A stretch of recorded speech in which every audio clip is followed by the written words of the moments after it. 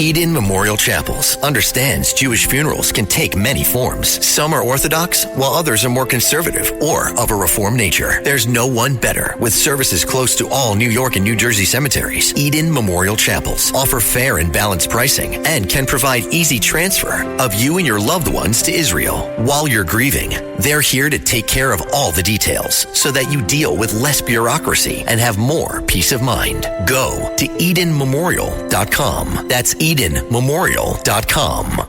They don't call her Confiscation Kamala for nothing. Don't take it from us. And I support a mandatory buyback program. A mandatory buyback program? That means the government forcing you to turn in your firearms. To what lengths would Kamala go? Well, she doesn't even support the individual right to own a firearm. I'm prepared to take executive action and put in place a ban on the importation of assault weapons into our country. We get it. Sometimes it's tough to understand what she's talking about. But on the Second Amendment and your rights, Confiscation Kamala has been crystal clear. Her gun control agenda comes straight from that petri dish of bad ideas that is California. She can claim to be a gun owner all she wants, but we all know she's the same anti-gun California radical she's always been. Don't be left defenseless. Defeat Confiscation Kamala. Vote Trump like your life depends on it, because it does. NRA Political Victory Fund paid for and is responsible for the content of this advertising. Not authorized by any candidate or candidates committee. NRAPVF.org.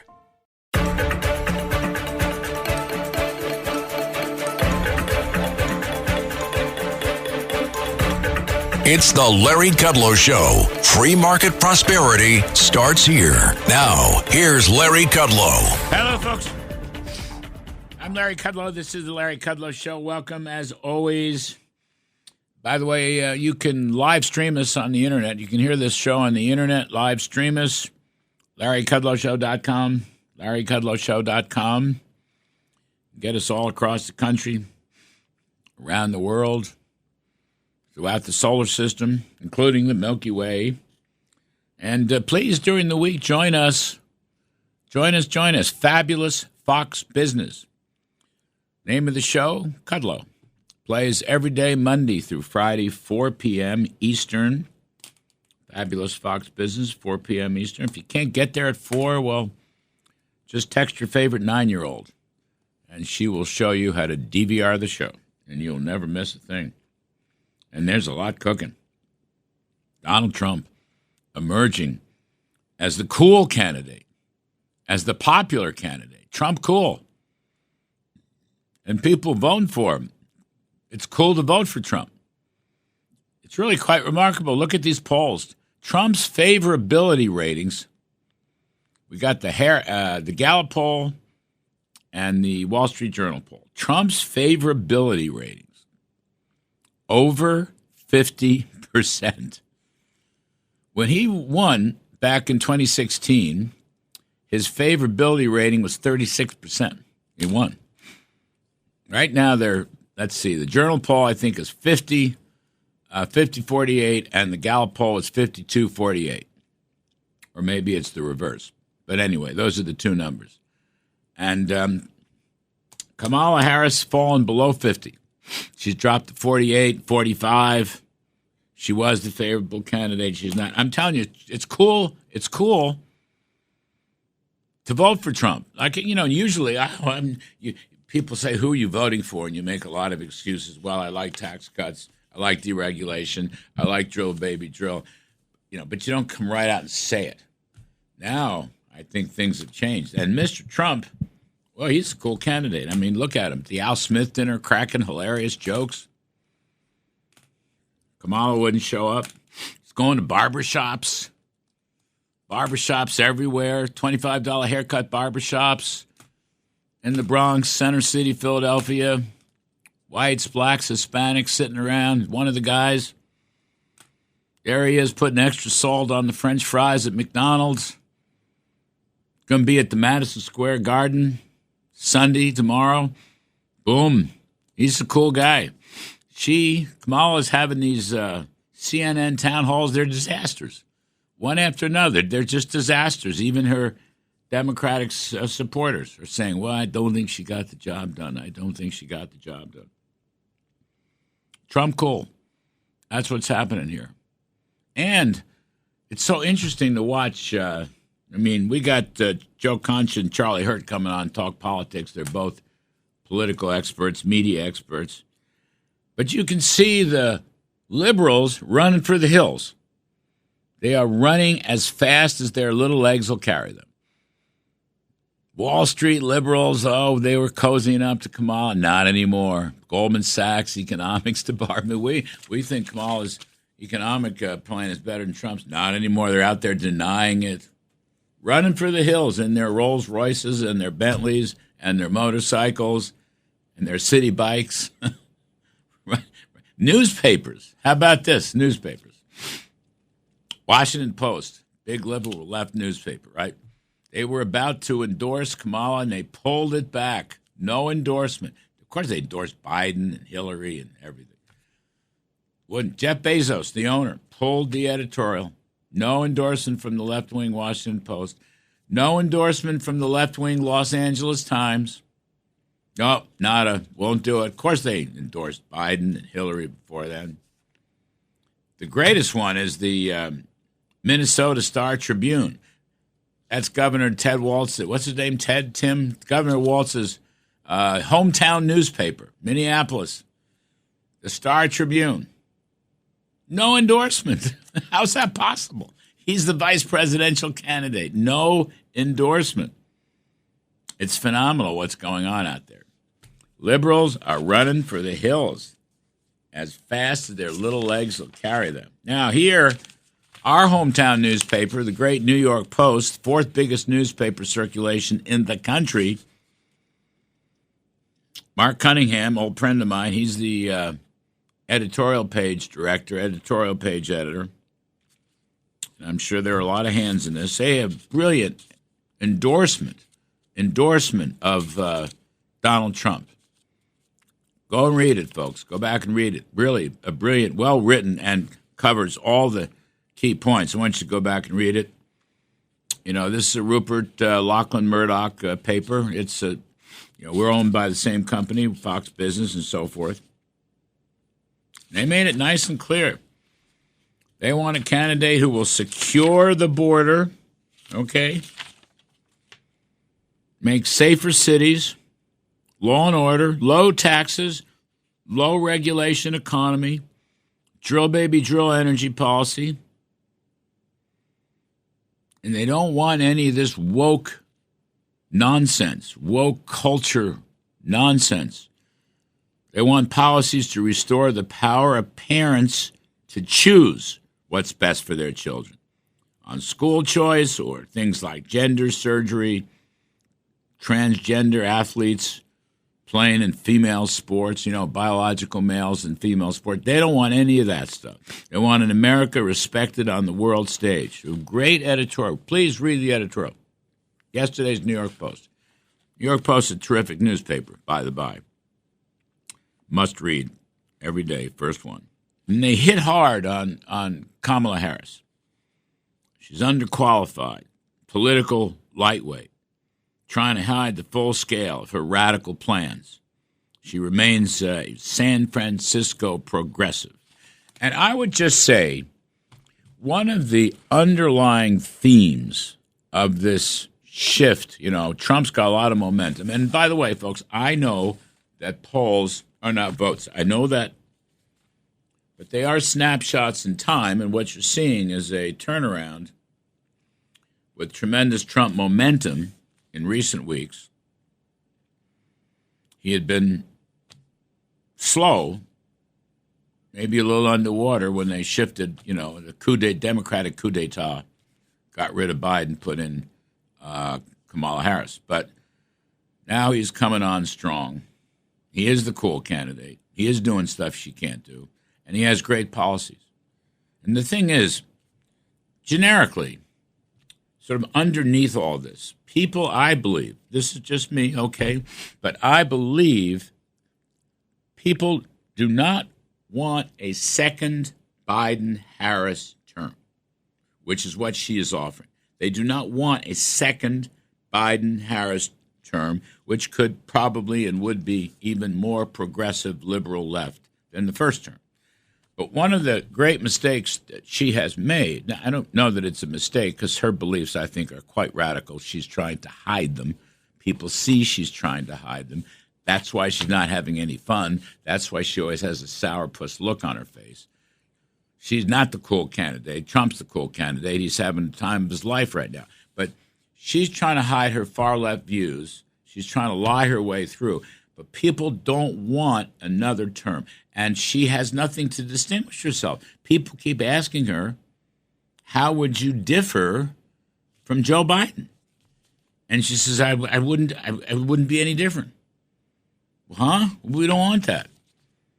20% rise in inflation, prices,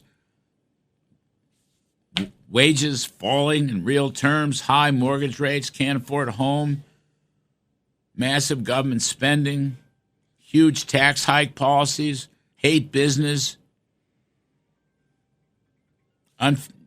can't deal in foreign policy, Afghanistan, the blow up in the Middle East, the blow up in the Ukraine, China's pushing us around. People say, how would you differ? She has nothing to say. And I think that's a big thing. Folks do not want a second Biden-Harris term, and that's what she represents, and that's her whole problem. And really, it would be worse than the first term because she is to the left. She is generically to the left of Joe Biden. So I'm just saying a lot of the chickens come home to roost. Look, we got a little over a week to go. And again, I know polls aren't votes. Although, we'll talk some about this. Early voting, Republicans are coming out in droves for early voting. Droves. That's a big difference from 2020 and 2016. But 2020 was really the thing. Republicans coming out, party registration, Republicans raising. These Senate races, we'll talk about it.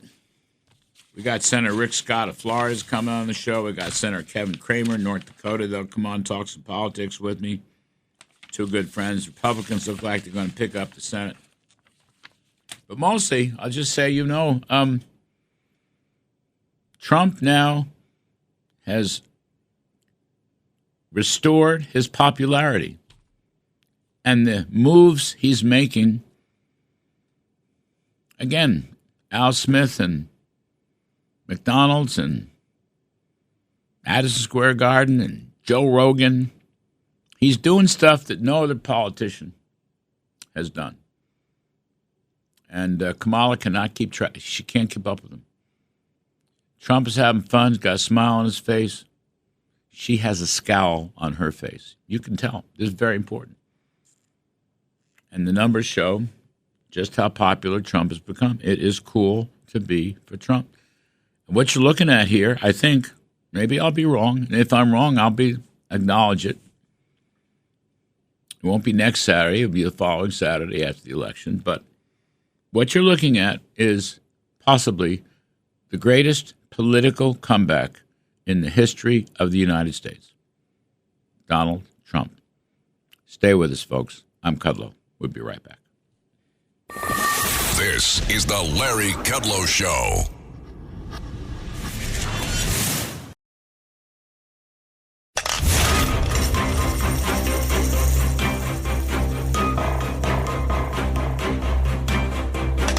Now, back to the Larry Kudlow Show. Democrats, Kamala Harris, Democrats are so desperate here in the last days of the campaign. So they're bringing out the fascist card and the Hitler card. The Wall Street Journal editorial called it the Fuhrer card. I mean, Democrats, they do this all the time. They've been calling Republicans Hitler for years. They've been calling Republicans fascists for years. They've been calling Mr. Trump. I mean, they call Trump everything. Everything. They've been going after him since the days he came down the escalator at Trump Tower in August, I think it was, anyway, the summer of 2015. They hate him. They hate him because they fear him and because he will upset the left liberal democratic, stranglehold on Washington, D.C. and the independent agencies and the national security crowd. But here they go again, in full force. Kamala's talking about fascism. They trumped something up about General Kelly, who was the chief of staff for a year. Trump fired him. I know John Kelly very well. You know what? It breaks my heart because I liked him. I worked with him when I was director of the National Economic Council. But since he was fired by Mr. Trump, he has taken it personally. He's a great patriot, John Kelly. 4-star Marine general. I think he ran CENTCOM. But he's just gotten into the Trump derangement syndrome, making up stories. No, the Hitler stuff. I was in the Oval Office a couple 100 times. I never heard Trump say Hitler. Never. Fascist, Trump fascist. Fascism is a coup d'etat when a party's presidential candidate is on the ballot and you take him off the ballot and put on somebody else without a single primary. That's fascism, authoritarianism. Or look what they've done. The whole weaponization lawfare for years. And it's all being overturned on appeal. It's all phony baloney. The Justice Department should be ashamed of themselves. These are democratic authoritarian. I'm not going to say fascist, but they're authoritarian. They're not democracy. And so it's all made up. What, Russia. That was financed by Hillary Clinton. Not one whit of evidence, as it turns out. 2 impeachments, no conviction. No, it's just utter nonsense. But here they go again, just throwing names at Trump, just like they do. By the way, Republicans are always compared to Hitler in the final days of campaigns. But the thing is, Miranda Devine, the great Miranda Devine, columnist in the New York Post, this is a serious thing. Miranda writes, because, in effect, if you're calling Mr. Trump Hitler, some crazy person's going to go out and decide to kill Hitler. Take another shot, attempted assassination. We've already had 2. By the grace of God, providentially, Donald Trump is still alive today. But you're calling him these names, and some crazy person's going to decide, he's got a rifle, whatever, a group of people sit around the golf course, shoot him up on the open field. It's serious business. And then she's confronted with it, and she still stays with it. She still says, oh, no, he's still a fascist. It's just utter smear campaign. And here's the irony, okay? You want to have some irony. If Trump is Hitler, how come all these Democrats running for the Senate are putting Trump in their ads, their positive ads? They want to line up behind Trump. They're backing Trump on trade, for example. So they're backing Hitler. No, they're not. They don't believe Hitler. I've got Sherrod Brown in Ohio, Bob Casey in Pennsylvania, Tammy Baldwin in Wisconsin, Alyssa Slotkin in Michigan, John Tester in Montana. Every one of them is running favorable ads with Donald Trump in the ad. So do they believe he's Hitler? I don't think so. Actually, closer to the point, more accurately, they are ignoring Kamala Harris. And they are ignoring all these crazy extremist, last-minute, desperate name-calling charges. That's what they're doing. They don't care one whit what she's saying. They are running from her. In the opening, I said, liberals are running to the hills. They're running for the hills. They're running away from Kamala. Running away. Newspapers, Wall Street, Goldman Sachs, the whole crowd. They're running away, and they're running toward Trump, whose popularity is the highest it's ever been. That's why it's cool to be for Trump. Trump's the cool guy in the race right now. He's the happy guy. He's the joyful guy. But you see, this Hitler stuff and this fascist stuff, these Democratic senators, who, by the way, are going to lose, we'll talk about that later, they are ignoring her. They are totally ignoring her. It shows you what bad spot she's in. Anyway, that's my 2 cents. I'm Kudlow. We're going to talk about all this with Joe Concha and who else we got? And Charlie Hurt, the great Charlie Hurt. How dare I forget it? We'll be right back, folks.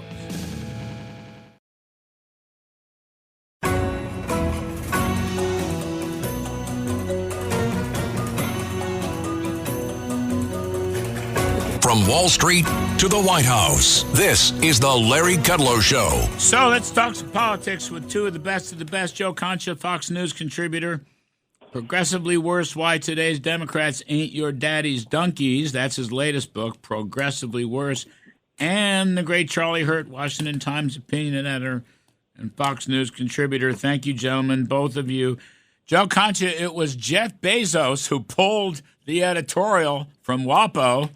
So the libs are running away from her. They're running for the hills. They can't get away from her fast enough. Hang on. L.A. Times, nope, no endorsement there. And my favorite one, Joe, is the Minneapolis Star-Tribune, which some people call the Red Star Tribune. They wouldn't endorse their own governor who was on the ticket for vice president.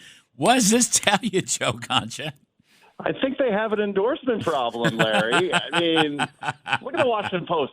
You got to go all the way back to 1988, the last time they wouldn't endorse a candidate. That was George H.W. Bush versus Michael Dukakis. H.W. Bush obviously won 40 states, pretty much a landslide in 88. But also, on top of that, the L.A. Times, which is Kamala's basically home state paper, largest paper in California. And then you mentioned Minnesota with Tim Walz, the goofy 80s sitcom dad who they can't even stomach, apparently. So this is all going in the wrong direction because it's not just the newspapers, guys. It's also the Teamsters would not endorse her. These are layups for Democrats. You're supposed to get you bank these. You automatically think we're getting the Teamsters, we're getting the firefighters union, and the Arab American PAC as well. Big in Michigan, they wouldn't endorse her. So it's all going completely in the wrong direction, guys. And you look at the last three national polls. Trump is tied in New York Times Siena, tied in CNN, tied in Emerson. Now remember, CNN had Biden plus 12 on Election Day. The New York Times had Biden plus 9 on Election Day. Emerson, Biden plus 5. So if he's tied, given the history of Donald Trump always being underweight in these situations, he is looking at an electoral landslide if this holds right now, and it looks like it will. Charlie Hurt, I am, by the way, thanks for helping us. Charlie Hurt, listen, I'm arguing now that Trump is the cool candidate. He's the cool candidate, okay? And I'm arguing that it's cool to vote for Trump, right? Because in 2016 and 2020, you didn't want to tell anybody you were voting for Trump because he wasn't cool or he wasn't received as cool. Now, I look around at the stuff Joe Concha was saying and stuff that we've talked about. Trump in the popularity, the preferential, he's over 50. Charlie, when he won in 2016, as you may know, Trump had a favorable rating of 36. Okay, Gallup has him at 52. The Wall Street Journal has him at 50. Kamala's underwater. Trump is the cool candidate. He goes to barbershops. He gives you extra salt on the McDonald's fries. He cracks jokes at the Al Smith dinner. He's going to show up and outdraw the Knicks and Rangers at the Madison Square Garden on Sunday. You know, those guys, he'll have 10 times the subscription. He goes on Joe Rogan and talks to 15 million people. You see what I'm saying? Trump's the cool guy. It's a complete change.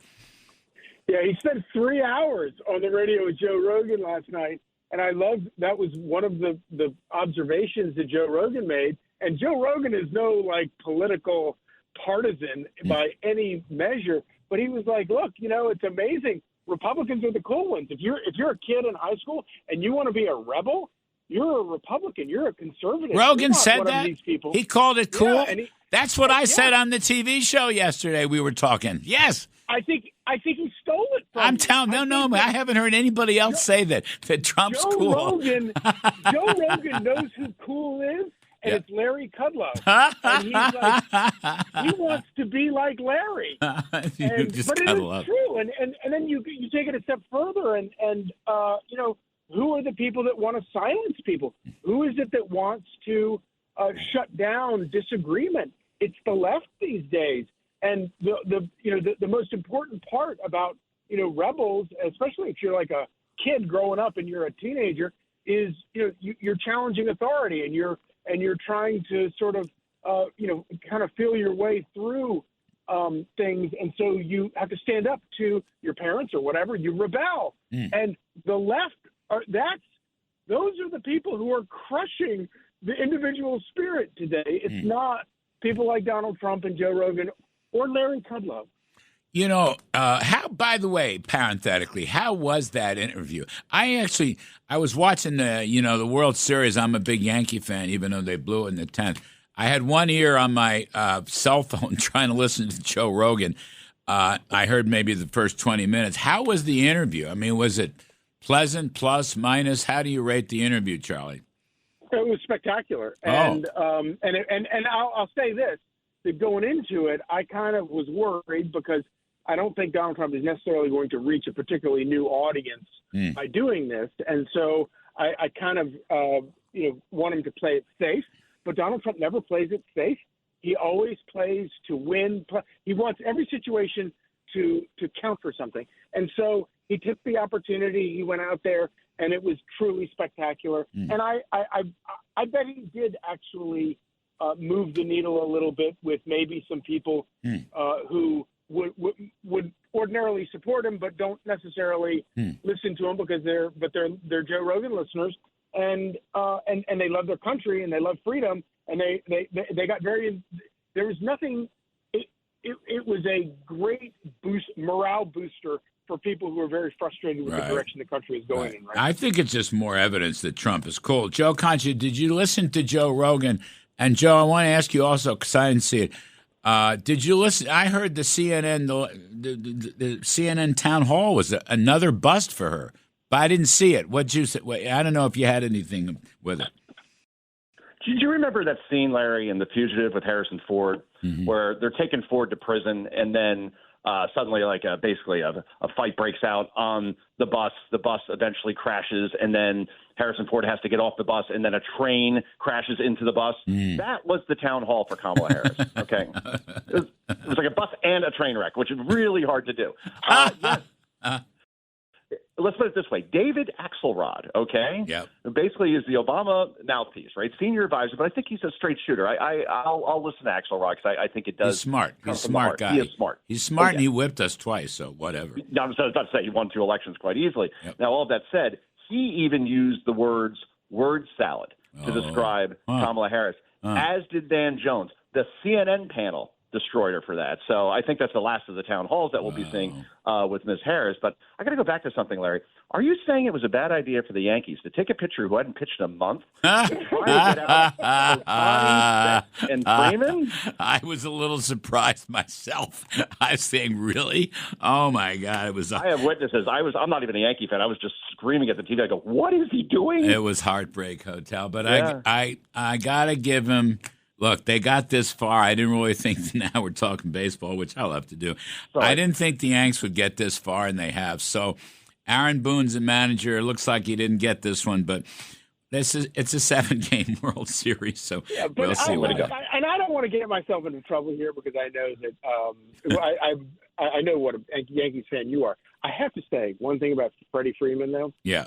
That guy, and I think one of the announcers noted this, as the ball was still traveling through the air, that guy just lived out every boy's childhood dream. Right. Got you. Right. Gotcha. Bottom of the 10th. Yes. Down by 1. He just crushed it, too. He absolutely crushed it. And he's injured. He has trouble walking, his ankles and all that, and he just crushed it.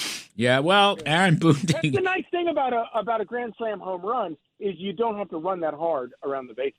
I could see Trump, making a little home run trot slowly around the bases, kind of like Giancarlo Stanton, who had a pretty good shot too. But you see, I come back to this thing. Trump is cool. I don't want to be too repetitive, but he'll go on Joe Rogan. He's fearless, and I did listen to part of it. They were talking about his days, on television for The Apprentice.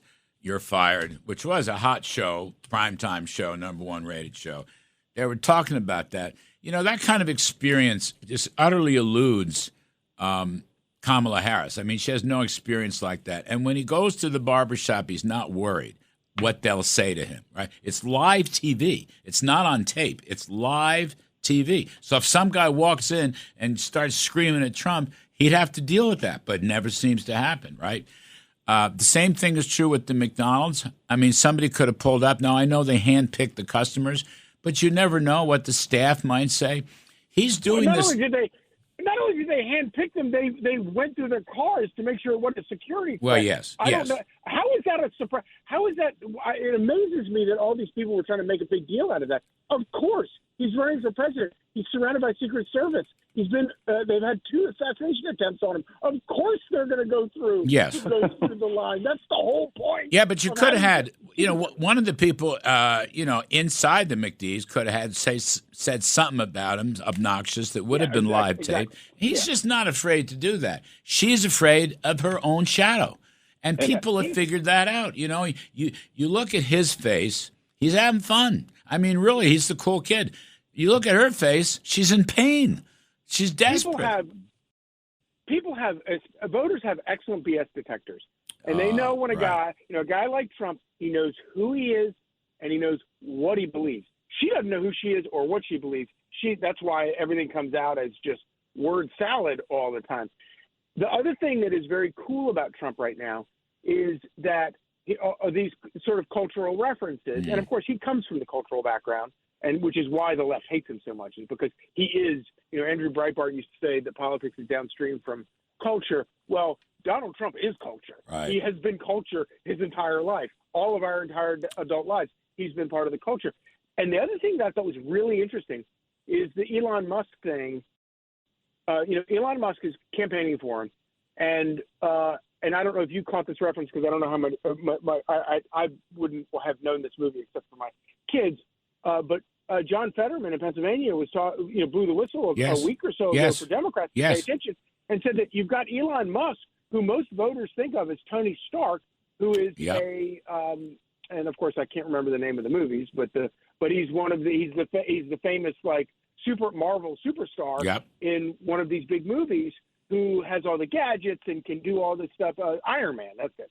And the fact that even John Fetterman recognizes sort of this cultural moment where Donald Trump, the guy running against them, who's portrayed as this evil Hitler, is actually the cool guy that has the sort of cultural has stolen the cultural high ground. It's amazing. And Joe Concha, that's an important point. Now let's talk Elon.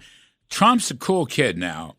Elon Musk has always been the super ultra cool kid, right? Totally cool. Elon's rewritten the books about cool. Now he's backing Trump, hook, line, and sinker. John Fetterman, who has interesting insights from time to time, sees the danger. They're going to carry Pennsylvania, Joe. And Dave McCormick, who just got the firefighters thing in Philadelphia, he's going to beat Bob Casey Jr. It's going to happen. But anyway, Elon Musk makes Trump even more cool. He's totally cool. I mean, this is the Trump factor. The Musk factor is gigantic here. I'm thinking when you have a company named SpaceX, that's cool, right? You revolutionize the electric car, that's cool. And look at the people that surround Trump on the campaign trail, right? It's not your typical establishment Republicans. It's Elon Musk. It's Tulsi Gabbard, who only ran for president as a Democrat in 2020. It's Robert F. Kennedy Jr., a Kennedy endorsing a Trump. It's amazing. And then who does Kamala Harris have with her on the campaign trail? Liz Cheney, who it is literally impossible to smile when you're in the same room with Liz Cheney. Right? Who is Liz Cheney? Does anyone even know who Liz Cheney is? And if you know her, then you know that her father invaded Iraq and there were no missiles. I mean, really? Liz Cheney? How stupid is that? How stupid is that? And I'm sorry. Charlie, who's he going to bring out next? Charlie Crist? Charlie Crist going to go on the campaign? I love that. That was Joe Concha's hit on our TV show the other night. He brought up Charlie Crist. And we ended the segment a minute early because everybody was laughing so hard. We couldn't say anything else. Worth repeating. You got to go to break, though, Larry. No, I have to go to break. It made my time management, which is otherwise terrible, made me look much better because we stopped talking. And everyone was like, Charlie Crist and Liz Cheney. Maybe they can go hold hands and do a town hall with her. Who's Liz Cheney? I mean, honestly, is that the best you're going to do? We got to get a quick break, and we'll come right back. Joe Concha, Fox News contributor. Joe's book, Progressively Worse, Why Today's Democrats Ain't Your Daddy's Donkeys. And Charlie Hurt, Washington Times opinion editor, Fox News contributor. I'm Kudlow. Stay with us. Larry Kudlow.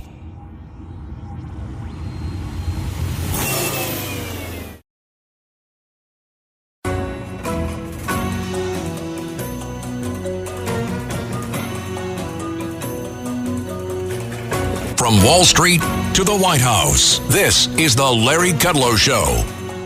Welcome back, folks. We're talking politics with two of the best. Joe Concha, Fox News contributor. Joe's new book, Progressively Worse, Why Today's Democrats Ain't Your Daddy's Donkeys.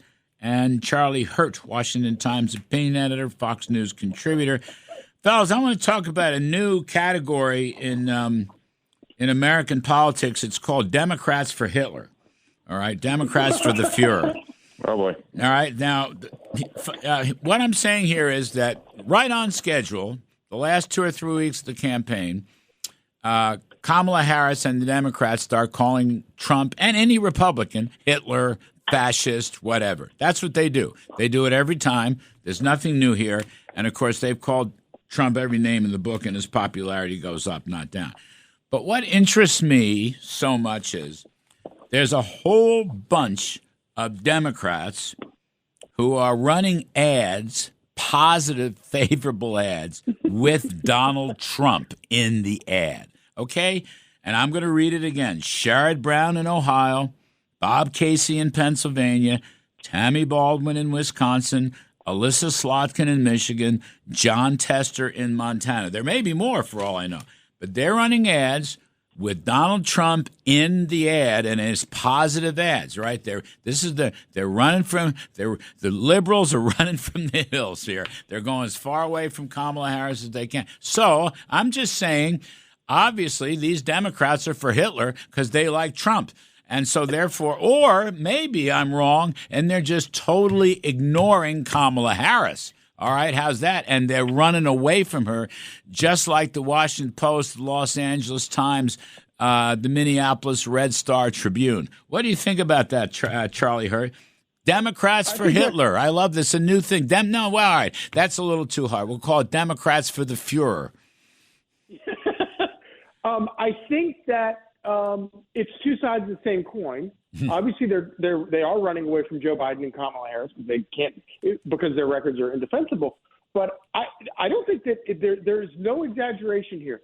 You know, when you're a reporter, what do? If you want to be as fair as you can to somebody, you let them define things. You use their definition and then lay out the facts based on their definition. Their definition is that Donald Trump is Hitler. Their definition of winning for those Sherrod Brown and Bob Casey and those candidates is that they have to embrace Donald Trump. And the other thing that I think is this is not just a staging thing that is embarrassing.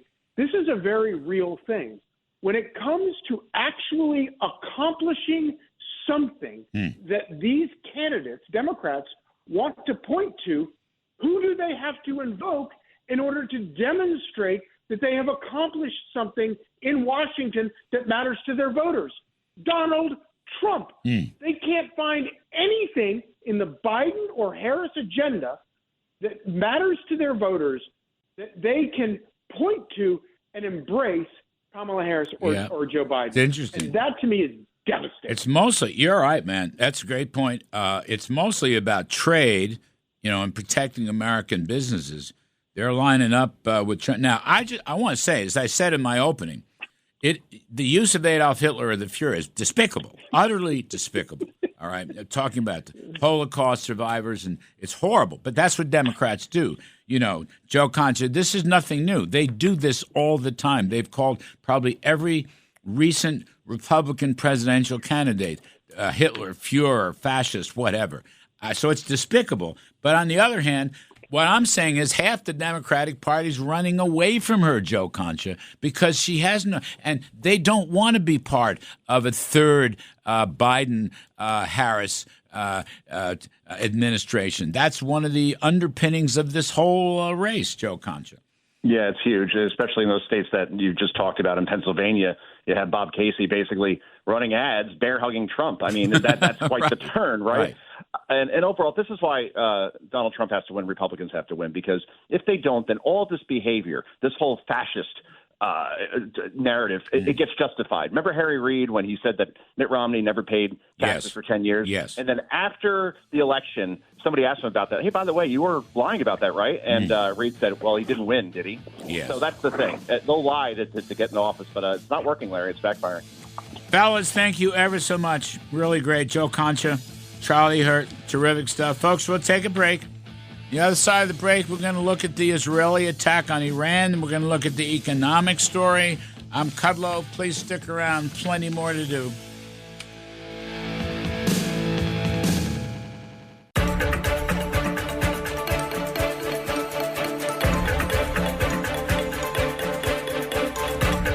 It's the Larry Kudlow Show. Free market prosperity starts here. Now, here's Larry Kudlow. As you know, last night, Israel hit hard in their military strikes against Iran. There were calibrated strikes, according to most of these reports that we can figure out, but it could be the beginning of something larger. They avoided hitting nuclear and oil facilities, but we don't know how this is going to play out, so we welcome back to the show Aaron Cohn, Israeli special ops veteran himself and founder of Cherries, which specializes in counterterrorism training for law enforcement. Prince Aaron, welcome back to the show. So, what happened exactly? What did they hit, and why did they hit it? It's good to talk to you, Larry. So here's what happened. Obviously, about a month ago, Iran lobbed about 200 ballistic missiles, very dangerous missiles, which Israel shot down. So Israel ended up scrambling its Air Force. They entered Iran and pulled off something pretty magical. They spent about an hour, Larry, total breaching Iran's defenses, unable to hit the Israeli Air Force, which is very, very elite. Most people don't know how good the Israeli Air Force is because they're just a little younger, but Israel's Air Force is really incredible. And what Israel's Air Force managed to do was spend over an hour in Iranian airspace with over 100 attacks, taking out missile depots, logistics sites, and various different IRGC, other connected facilities in a coordinated attack. And it really is a paradigm shift. Iran has never been attacked like this since the 80s when they were at war with Iraq. So there's a big paradigm shift happening right now in the Middle East, a very large shift. Aaron Cohn, did they hit any command and control centers or training centers? Did they Iranian casualties or deaths? No. Here's what I'm hearing, Larry. I'm hearing from my friends within the IDF and within the security framework that Israel specifically attacked missile-related storage facilities, logistics depots, and actual missile battery sites. And that was a big thing that happened a month ago. It was almost 200 missiles, ballistic missiles, very dangerous, very large, including Predators or drone systems shot into Israel. And so Israel wanted to target immediate threats. I think there's a larger Mossad-style special operation that's cooking, which, as you know, we don't talk about. And that's where that real magic happens in the vanguard. And that's where I think you're going to see Israel going after the IRGC leadership in connection to operations that are being targeted against Israel and Lebanon. And so that's the way that Iran can get to Israel. It's that Lebanese militia, Hezbollah, that terror group. But I think there's going to be a larger operation that's cooking. But Israel, they're not going to tip their hand, Larry. So we're going to quietly wait for that one to play itself out. All right. So that's my next question, Aaron Cohn. So there's more coming from Israel. Oh, for sure. Well, there's more coming from Iran too, Larry. Oh. I think Iran's going to come back, and that's like I've said on your show many times. That's the language of the Middle East. There's all this bravado and posturing. Larry, the reason why I think, me, I don't get political, but Larry, the reason why I think this strike was so limited, can I be honest with you and dip my little toe into that political why? I think Biden and Harris had pulled the brakes on Israel again with this limited retaliation strike. And this is the same business we saw in Rafah. And Israel just killed Sinwar and Rafah, Larry. And Bibi's, he's got it. It seems like every once in a while when Biden pulls him back, I think Bibi would go after those nuclear sites. I really do. Well, so the Biden crowd told Bibi Netanyahu, IDF, not to go to Rafah, but they went to Rafah and they killed Sinwar, which was fantastic. So they don't want him to do this. They don't want him to do anything. Now, I want to, you're very close to the election, so you're 10 days out. But look, do you think at some point they would go after the nuclear facilities and or the oil fields? I don't think Bibi will do that with the election so close away. I think that the more hardcore left fringe, and again, Larry, I don't get political, but the more hardcore left-wing elements within the Democratic Party, I think, are putting pressure on Biden and Harris. And I think it's election-related. I don't know if it's because of oil prices spiking, because of a larger regional conflict. That's your business, Larry. You can talk to that a lot better than me. However, I think that the proximity to the election is putting pressure on Biden, on Bibi, and I think it's coming from the Biden-Harris camp. And it's dangerous for Israel. Yes, well, goodness. How much, the strikes last night and so forth, how much damage does it do to the Iranian military, let's say, capability, the Iranian military machine? How much damage was inflicted, do you think? I would say there was a tremendous amount of damage inflicted on those particular missile sites that Israel struck. The reason why is because Israel, they just got an unmatched capability. When they go in there and they swarm in there, Larry, with 30 or 40 F-35s and F-16s, they're going to drop a ton of ordnance, and they're going to make sure that those bases, Larry, you've seen our intelligence capabilities. We can tell you which warehouse the missiles are in. We know the difference between the chow hall and where the missiles are being stored. Because Israel has, they've been targeting assets within the IRGC for 2 decades now, and I wouldn't be surprised if, there's all kinds of Israeli agents working for Israel within that organization, and Iran's trying to gut them right now, trying to figure out who the assets are working for Israel. So. And then those pagers that we've been tracking, they went all the way to Iran before we blew them up. So Israel's got a ton of data and activity, and I think Israel dumped a ton of ordnance on several dozen targets, completely eliminating or slowing down Iran's next missile attack. I think it's going to buy Israel some time. And once again, the IDF showed that they can hit Iran at will, whenever they want, penetrate defenses, like, killing the Hezbollah commando in Tehran itself. I mean, it's almost like Israel wants to just make a statement. We can go into your, innermost areas and at will, and there's nothing you can do about it.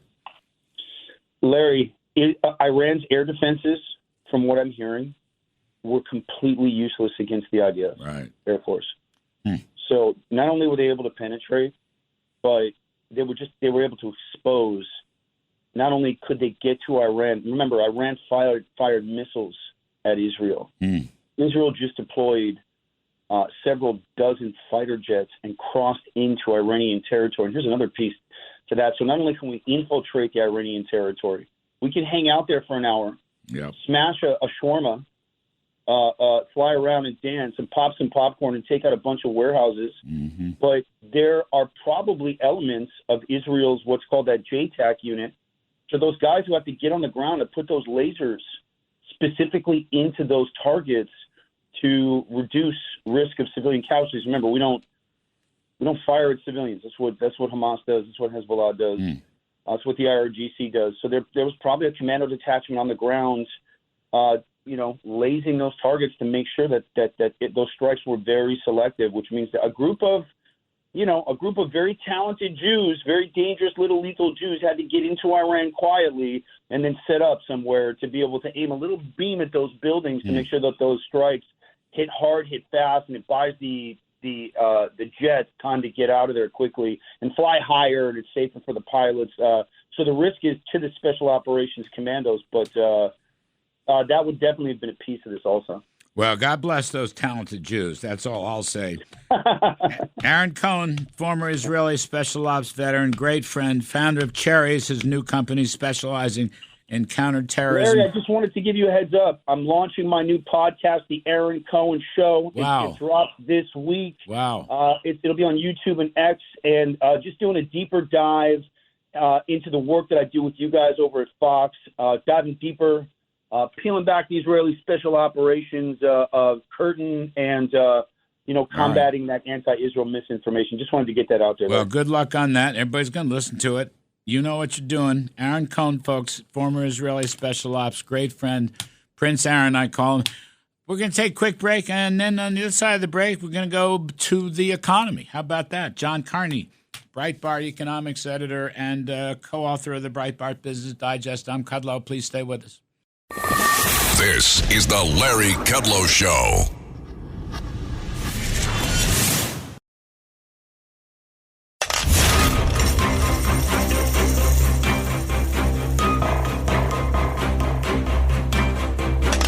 Now, back to the Larry Kudlow Show.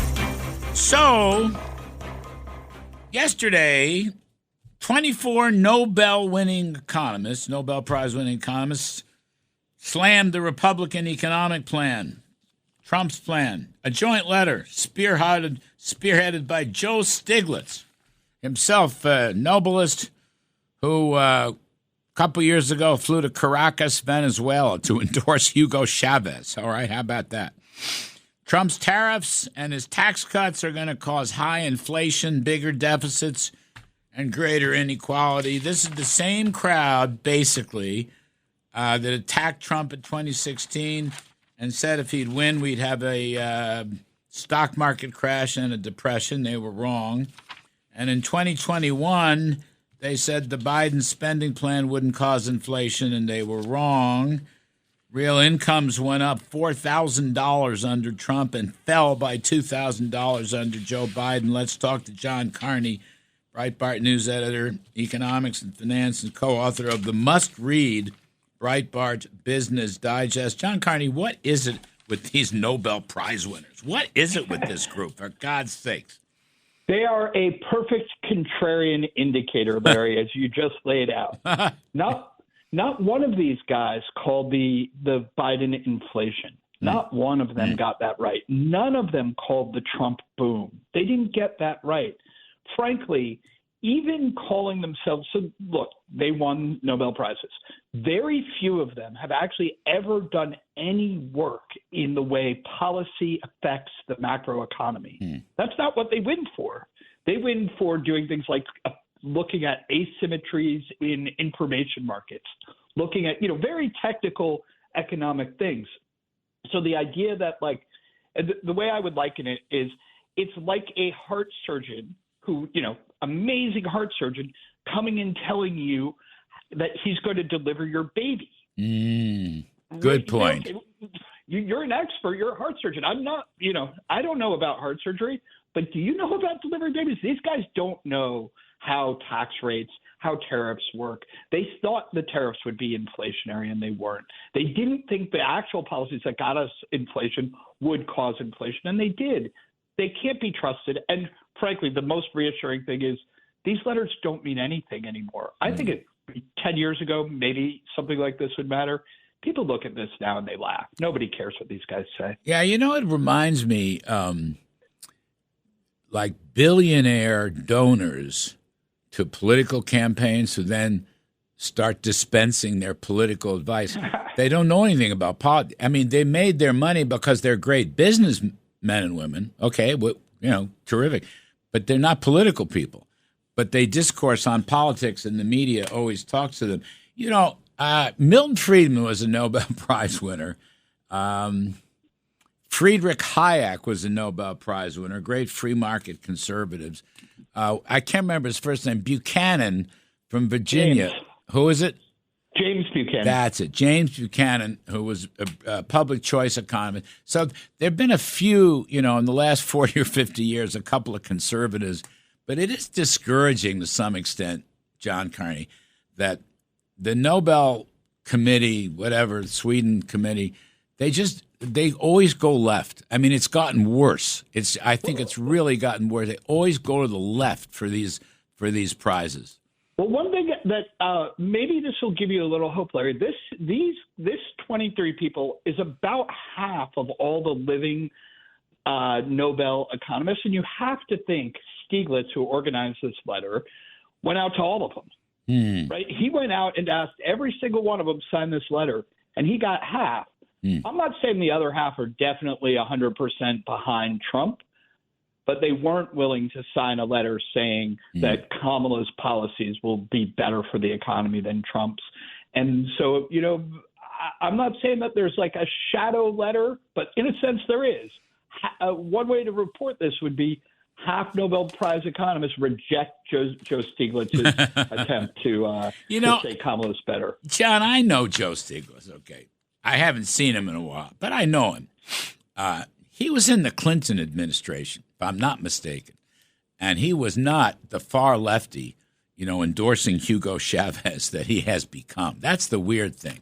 I mean, he's not. A lot of these guys have moved to the left in recent years, because of left-wing politics and all of the divisions that we have. And the other thing is the rubber meets the road. Tax cuts, right? They cannot stomach supply-side tax cuts, and they cannot stomach the tariffs. Reciprocity is the new free trade. Why should the United States sit around and take it, because these countries have much higher tariffs than we do. They just are living in the past, John Carney. I guess that's what I'm trying to say. I actually did. So the tariffs is the one thing they definitely single out in this letter. All the things they single out tariffs. I did some research into their research. None of them have written substantial work on tariffs. Oh. It's not their specialty at all. And frankly, they very often when these guys talk about tariffs, they talk about them in the worst way imaginable, meaning they come up with the worst application and they say that's what Trump's going to do. As you and I have been trying to drive home to people, tariffs are a way of negotiating to better, fairer, and freer trade. Yes. The world doesn't have that now. Yes. These guys haven't. Look, they obviously need to watch your show. They need to read Breitbart Business Digest. They need to listen to this radio show because it's as if this has never even been proposed to them that we could use tariffs to do this, even though Trump says it all the time. So they're not even paying attention. Terrific stuff. Thank you. John Carney, Breitbart Business Digest. Folks, you got to read it. Comes out daily. Breitbart Business Digest. It's up on the website for Breitbart News. We're going to take a quick break, and the other side of the break, can talk some politics with my friend Senator Rick Scott of the great state of Florida. Please stick around. Lots more to do.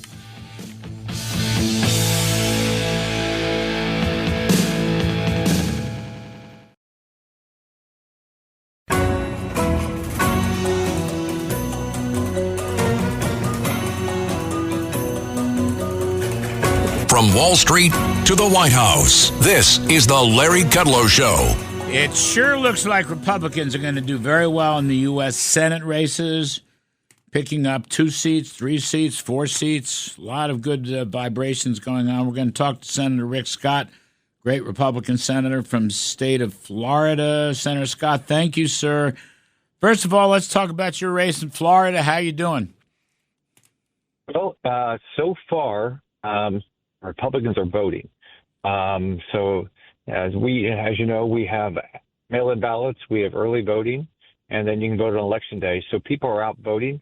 But here's the key. We got to keep voting every day. If you haven't voted, go vote. If you voted, then you got to get your friends and family to go vote so we can win this election. And that's true, not just in Florida, but that's true around the country. We need to have a majority in the Senate, a majority in the House, and Donald Trump needs to be the next president of the United States. Months ago, you and I talked, and you said they're going to spend a lot of money to go after you.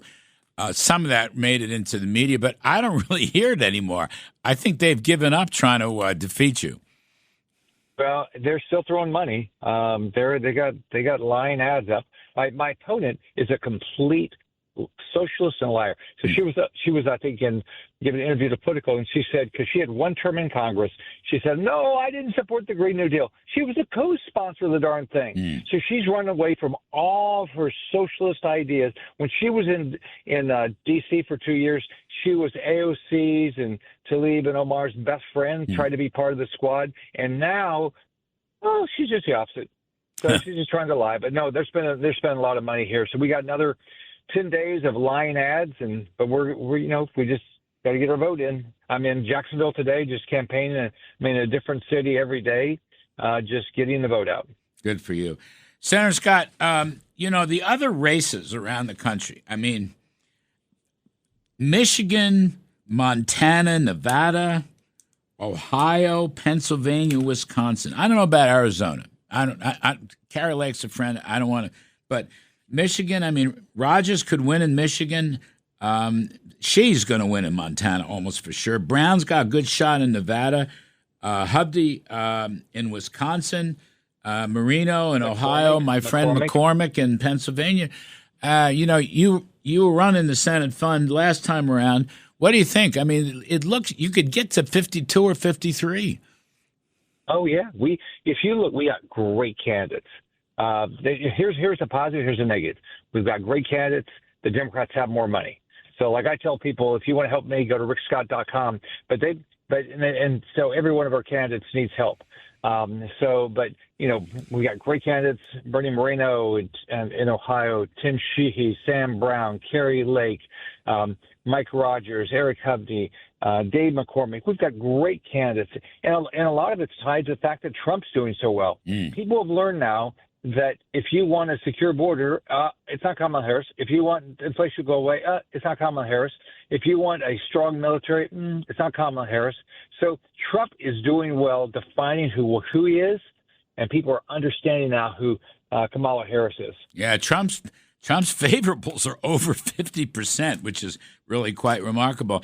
A lot of these candidates you mentioned, they're former business people who have converted nicely to politics. And they originally were being attacked, like Dave McCormick's being attacked. Casey tried to attack him for being in business and so forth. But I think voters think otherwise. If you're running $2 trillion deficits as far as the eye can see, and all your excessive spending has caused inflation, I think folks want a business person in these Senate seats. They're tired of Biden and Harris and a potential second term. Absolutely. Bernie Moreno, business guy. Tim Sheehy, a business guy. So we've got a lot of business guys running. I've been in business all my life. When I ran in 2010, they elected me because they said, because Florida had lost 800,000 jobs in 4 years, they said, maybe we should try a business guy and see if he can fix the state. Well, we need to be doing that with the federal government. Donald Trump is a successful business guy. So here's what we have to do. We have to take the Senate, keep the House, get the White House. I'm also running to be the Senate leader because we have got to have fundamental change and start focusing on the issues, the debt, protecting Medicare, protecting Social Security, stronger military, close the border. So we've got a lot of big things we got to do. So we've got to have the right leadership to make sure somebody's willing to go do all these tough things to get things done. Senator Rick Scott, speaking of the Senate leadership race, first of all, you're going to run again. Is that correct? Absolutely. Yes. Second of all, I don't understand it. I've known Mitch McConnell 30 years. Actually, I've known Mitch over 40 years. His book comes out on the eve of the election. He's attacking Trump. He's attacking you. I don't understand that. It makes no sense to me whatsoever.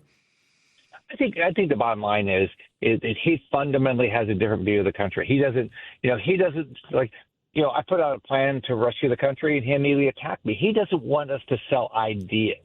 So he's never been a supporter of Trump. He doesn't like Trump. He doesn't support Trump.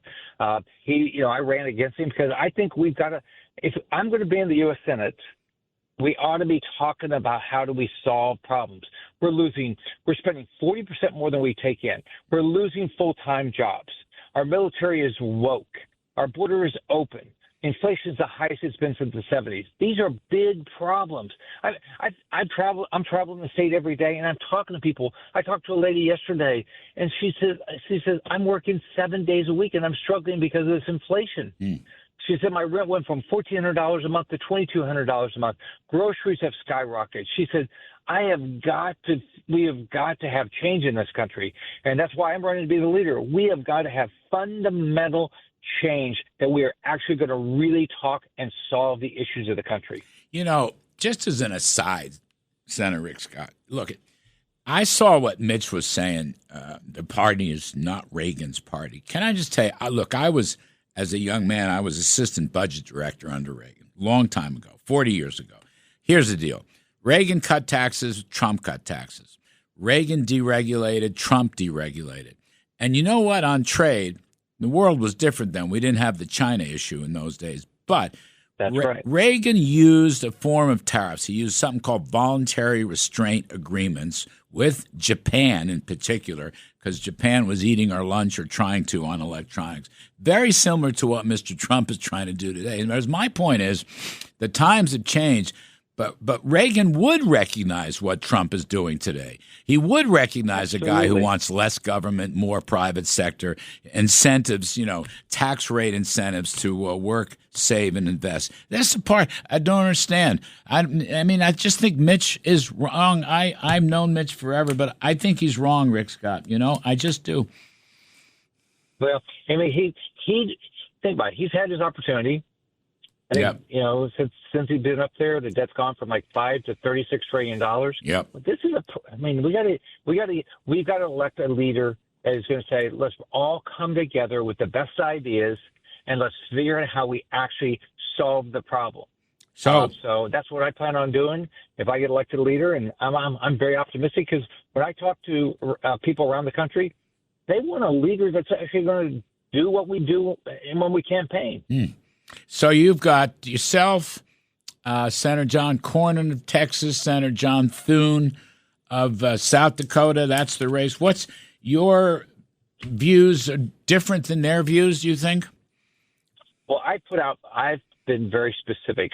When I announced, no different than when I announced in 22 when I ran against McConnell, I put out exactly, fundamentally, how the Senate needs to run differently. I've been reading up about, Mike Mansfield, the way he ran the Senate when he was the leader. He said, we are all equal senators, and we're going to figure out how to work together and get the best ideas. That's what we have to do. We have to take the best ideas. Everybody represent your state. We're all going to come together to solve these problems. We have got to preserve Medicare. We've got to preserve Social Security. We have got to balance the budget. We've got to secure the border. We've got to fix our immigration. I talk to farmers and ranchers, and they can't get people that just want to come up, part-time and work and go home because the Department of Labor makes it too difficult. If you get the Senate, GOP gets Senate, you're the leader, where would you start, Senator Rick Scott? First order of business. So I think that the biggest issue that we're dealing with is the open border and this inflation. Inflation will go away if we balance the budget, which we can do. I balanced the budget in Florida for every year for 8 years. I paid off a third of the state debt. I cut taxes 100 times, and I walked in with a big budget deficit where they hadn't cut taxes in forever, and the regulatory environment was a pain in the rear. We added 1.7 million jobs because we deregulated the state of Florida. We made it easier to get a permit, and we let businesses flourish. If we should be able to grow this economy at 5% a year. If we let people go do what they want to do, we have over 50 million people between the ages of 16 and 64 not working.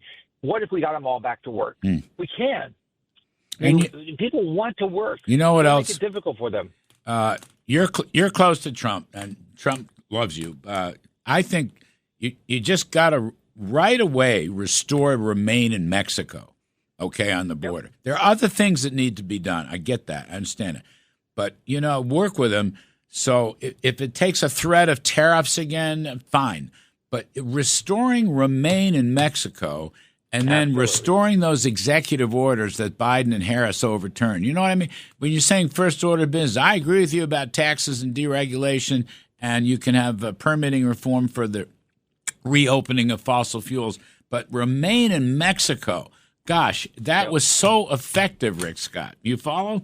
Yeah, I agree. And by the way, we've got to get a leader that wants to work with Trump. He is going to be the president of the United States. He's got a clear agenda. We've got to help him accomplish his agenda because that's what people are electing. All right, I got to jump. Senator Rick Scott, you're wonderful. I know you're busy, giving us a lot of time. You're an old friend. Good luck on the campaign trail. We will talk soon. Folks, that's Senator Rick Scott of the great state of Florida, potential Senate leader. He's exactly right. Anyway, take a quick break, and then we're going to go another pal, Senator Kevin Cramer from North Dakota, talk a little more politics. I'm Kudlow. Be right back. Larry Kudlow.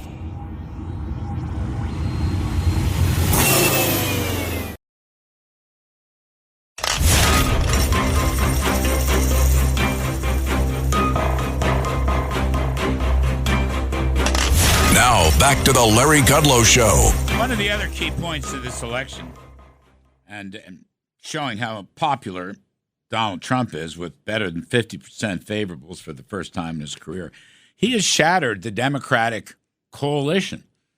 Mr. Trump's getting huge votes among unions, blacks, young, Hispanics. Very interesting. And Kamala Harris run for the hills on this stuff. Let's talk to great friend Senator Kevin Cramer, Republican of North Dakota. Senator Cramer, you know, it is interesting. Now, I know I say this 1,000 times. Polls are not votes. But when you look at the breakdown, the demographic, not just the issues breakdown, but the demographic breakdown of Hispanics and blacks and younger people and working folks people and union people. I mean, I heard the UAW guy was on Fox, and he was saying Trump's going to carry 2/3 of the UAW. And the Teamsters are saying they're going to carry 2/3 of the Teamsters. This is a different ball game, isn't it?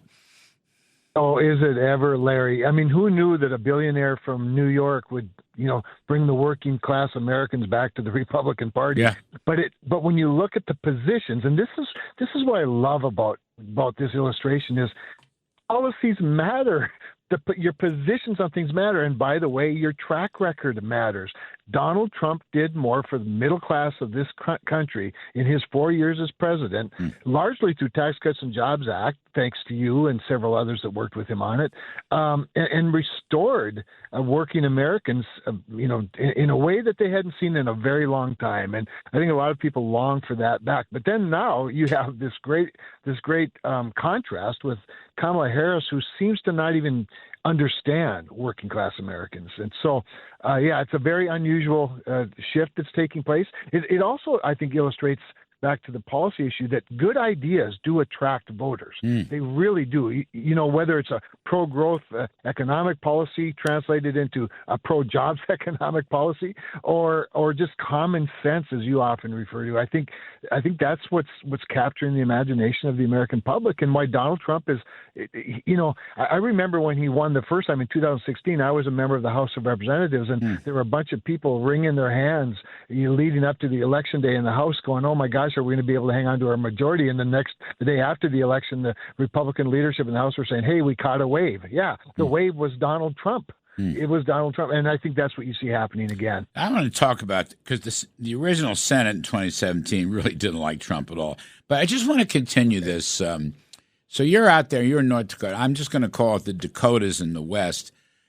Unions working. What is that? What do they talk about? Is it's prices, falling real wages? Is it the border? What's the absolute key things you hear when you travel around?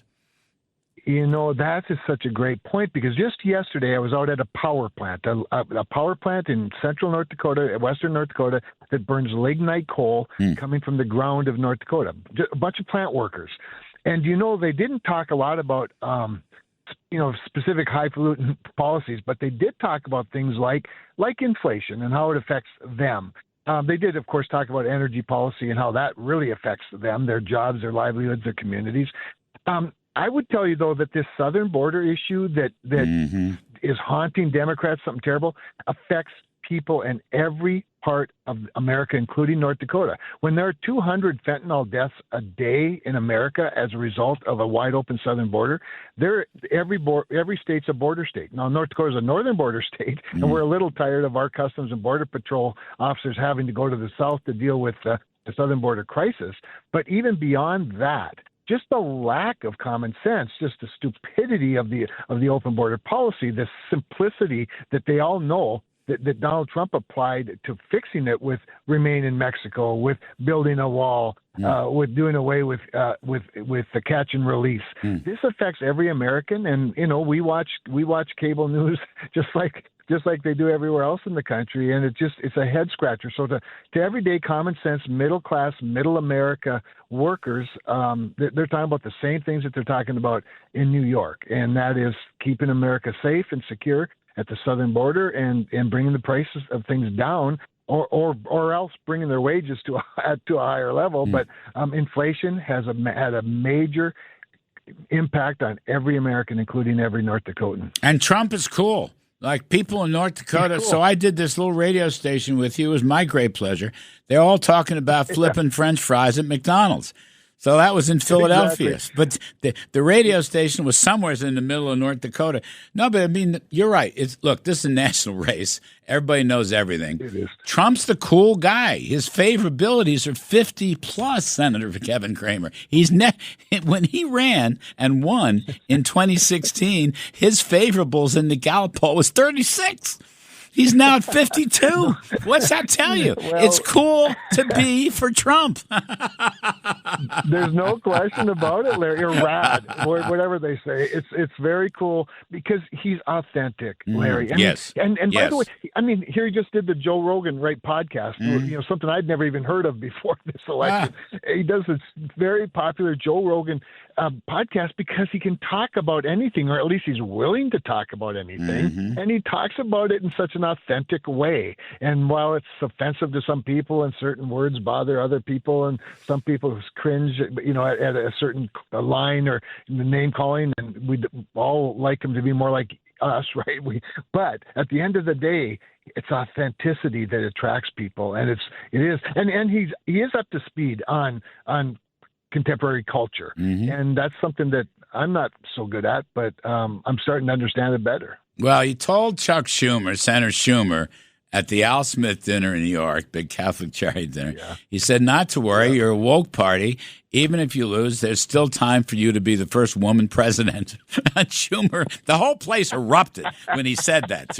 Not Schumer. Schumer, they kind of scowled a little bit. But it was such a great zinger. You can be, Senator Schumer, you can still be the first woman president.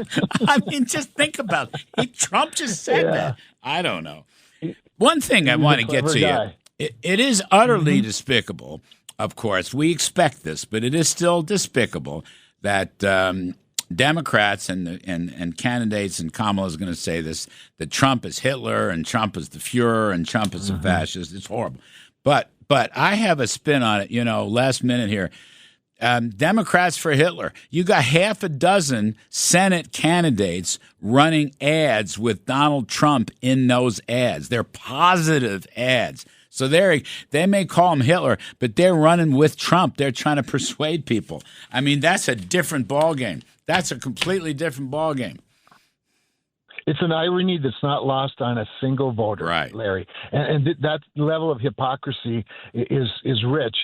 But what's really rich is that they're literally now running against their nominee. That's right. And I'm sure they're all scratching their heads going, how did we let That's this what happen? They're doing. You're 100%. They are running against their own nominee. Senator Kevin Cramer, North Dakota, the best of the best, a great friend. Folks, we're going to take a break. And on the other side of the break, we're going to come back and do some stock market work. I'm Kudlow. Please, stay with us.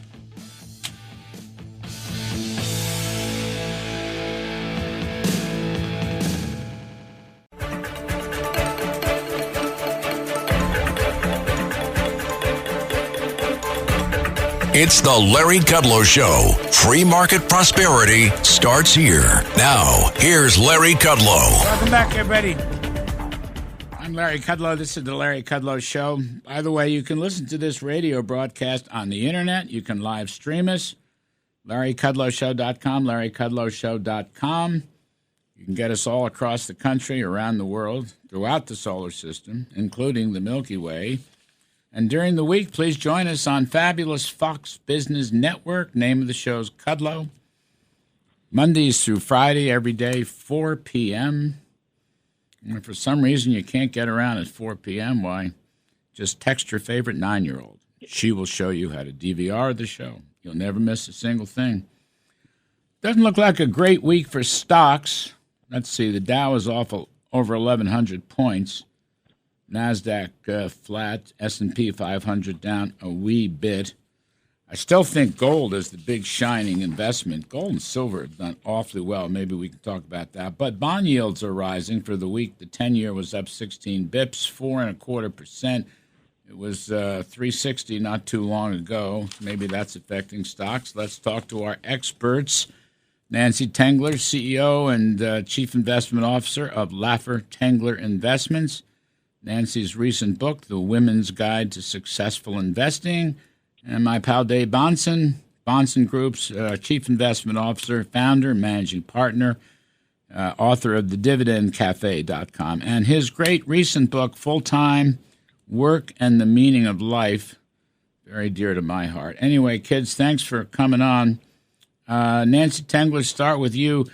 Bond yields going up, affecting stocks, I guess. I mean, if the discount rate, the 10 years, the discount rate goes up, I guess that means the present value of future earnings goes down, so that would be bad for stocks. I don't think it's a horror show, but what do you make of it? Yeah, well, thanks for having me. It's good to be on with you and David. Hi, David. I guess since the Fed cut and was overly enthusiastic, in my view, with their 50 basis points, the 10-year has risen 63 basis points, and it's hovering at 4.25%.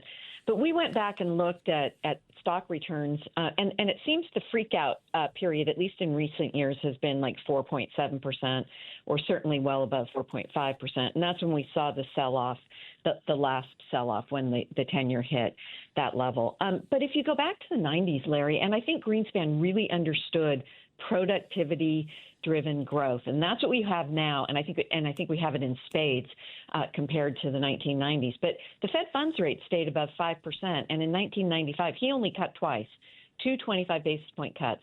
So I think what the bond market is telling the Fed is that's enough for now, though I don't think they'll listen. And let's let the economy continue to. It's pretty hot if you think about it. 3% real GDP growth, or 3.4 if you look at GDP now in a declining inflation environment is certainly a slowing, but it's pretty compelling. And so I think that, and the job market is good. It's not great, but it's good. And so I think the Fed needs to pull back a little, and that's really what the bond market's trying to tell it. I want to come back to the Fed in a second, but David Bonson, just as a counter thought, to some extent, maybe to a large extent, is this deficit spending-driven growth? When you look at the components, it's consumer spending, it's government spending, it's government-adjacent spending. It's kind of distorting the numbers. I mean, we've never had deficits are running 6-7% of GDP at this late stage in the business cycle. And as Nancy said, with 3% growth or so. Deficit spending-driven growth, what do you make of that? Well, the problem, Larry, is that from the financial crisis until COVID, we were running massive deficits, and we were not seeing certainly not 3% real GDP growth. We were seeing 1.5. It averaged 1.6 for years. It wasn't until supply-side reforms came in with corporate tax reform and foreign profit repatriation and energy independence and deregulation that we even had 1 year of 3% real GDP growth. And it's funny because Nancy's exactly right. You see the GDP number right now a little higher, but the idea that the three of us have to refer to it as running hot, 3% should be table stakes. That's the regular post-World War II real GDP growth. all the expectations have been reset, and that is a byproduct of excessive government spending, putting downward pressure on growth. Resources are not getting allocated to the most efficient, productive use, Larry. I mean, it's ironic. Okay, here we are 10 days to the election. It's ironic. Kamala Harris is running against the Trump tax cuts that you were just describing.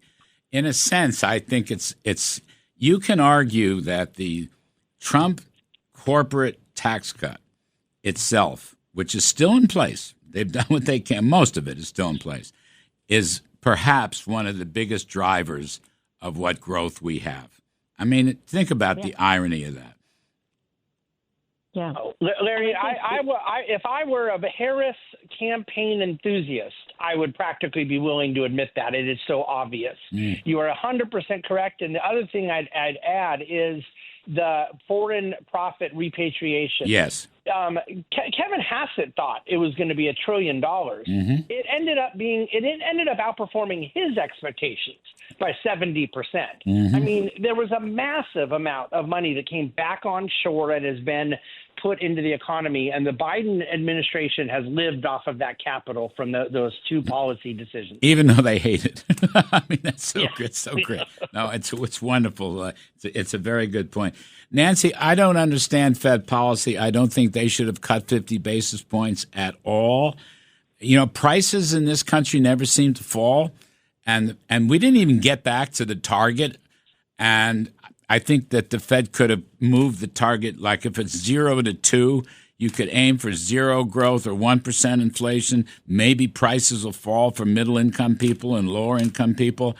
Now the Fed is sort of being embarrassed, having done what they've done. And my question is, what's next for the Fed? Are they going to raise the target rate back or what? I don't think they will. I mean, I think what this Fed has shown is that they can't learn. And they've made mistake after mistake. They were way too late to the party, hiking rates and shrinking the balance sheet. Now you're starting to hear that QT is over or will be over in 2025. And I think one of the things that's so unfortunate is that it has a real world impact. And so if you look at the cost of servicing the debt, for example, and you look at the debt, let's start there. 35 trillion, some say 35.8, I think is the most recent number. Add in 7 trillion from the Fed's balance sheet. I mean, this is third world country status, and the cost of servicing the debt is approaching $1 trillion a year. It's 870 billion. But as we continue to use debt to pay, interest on the debt, then that number is going to grow exponentially. But I think they put themselves in a very difficult position. That does not mean they won't cut 25 basis points at the next meeting. They may. I don't think they should. They shouldn't have cut 50. But what we know is that there's no humility at this Fed. And then I would just go back to your original point, which is absolutely right, and David's too. Corporate tax receipts have doubled from $200 billion to $400 billion since the Tax Cut Jobs Act was signed into law. So I find that amusing and fun because rates matter. And when you cut rates, you get more of what we know that from our friend Dr. Laffer. You get more of what you're incenting. And so I'm hopeful that what we will see is a renewal of those tax cuts, or even lower on the rate, and then seeing 100% expensing put back in place, because construction spending, tech spending, innovative spending has skyrocketed since then. David Bahnsen, not one official governmental Nobel Prize-al, IMF-al economist believes in the Laffer curve. And what Nancy Tengler just said, what you said, is exactly right. Revenues have doubled. They're way above. You could go back 2017, take a look at the Congressional Budget Office estimates of tax receipts, particularly corporate receipts, but not only corporate receipts. Go back to that. Look at their 10-year estimate. We're still in the 10-year window. We are so far ahead of what they predicted. I mean, they predicted a big decline in revenues. Everybody. I got 26 Nobel Prize winners coming out against Trump's tax cuts, for example. I got the IMF just making a statement coming out against Trump's tax cuts. Tax cuts will be inflationary. Whoops, wait a minute. No, they weren't. It was the big spending bulge that caused inflation. But why is it? Why is it all these officials, whoever they are, these official agencies and prize winners, and you can get a free vacation to Bali if you get a Nobel Prize. Why can't they get this right? Why don't they see the Laffer curve? By the way, Laffer should have won a Nobel Prize. Why don't they see that? What is wrong with them, David Bahnsen? Well, look, I wish I knew the answer, but let's just at least point out that your old pal Bob Mundell did win a Nobel Prize. Yes. He certainly appreciated the Laffer curve. Look, the three of us are all on the same side here, okay? There's just no question. It is a political reason to not believe in the Laffer's curve. It is not economic. There is prudential reasons to debate where spending cuts need to come in with tax cuts. There are prudential reasons to wonder what the right marginal rate is on the Laffer's curve, but there is no philosophical reason available after Kennedy, Clinton, Bush, and Trump to deny that cutting marginal rates increases productivity and what Nancy just said, the thing you want to incent. But because we agree so much on this, let me push back a little bit about something on the Fed, because I don't think it is true that they believe that they're making a mistake. I think that this is all very much on purpose. And let's be real clear about what the bond market is saying. The 10-year has gone up 40 basis points. You know how much inflation expectations and tip spreads have gone up? 0. It's all real GDP growth expectations. It's pushed the nominal yield of the 10-year higher. The Fed knows they can't say it. They're not going to say it. They know the reason they have to cut rates is because of the government spending, because of the amount of debt that's about to reset at higher rates. $1 trillion of commercial real estate, $1.3 trillion of corporate borrowing. They know they froze the housing market. So they are cutting rates despite price signals, whether it be growth or inflation. And I don't think this is an accident. I think they have to do it. And the reality here is that they probably are going to bring $500 billion a year out of the deficit because the term structure of government debt is so short term. If you get that Fed funds rate down to 3%, a 90-day T-bill down to 3%, you're taking $500 billion out of the deficit.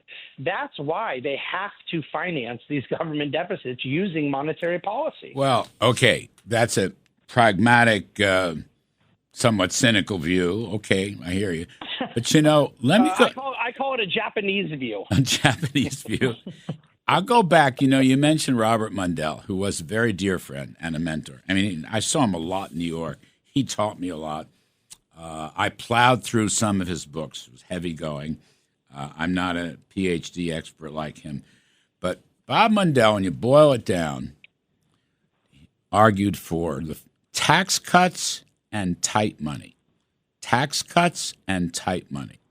He revolutionized fiscal policy by saying, no, it's the tax side that matters, not the spending side. He beat the Keynesians. And regarding the Fed, he wanted what he called tight money, by which he meant a steady gold price, a steady value of the dollar, and a zero inflation rate, low inflation.